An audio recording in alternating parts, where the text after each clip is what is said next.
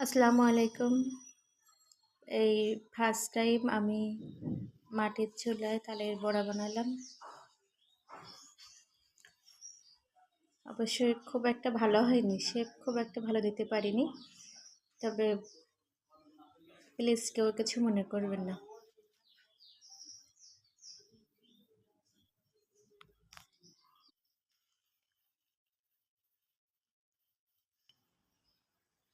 এবার গ্রামে বাসায় গিয়ে মায়ের সাথে একটু ট্রাই করলাম আর কি।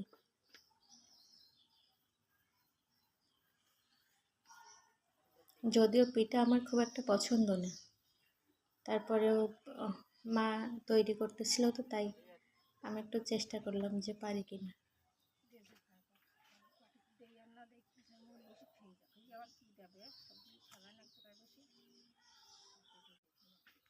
খেয়ে যাবেন ভাত আর তরকারি দিয়ে একটু ভাত। দেখতে খুব একটা ভালো লাগেনি অবশ্য, কিন্তু খেতে খুব মজা হয়েছিল।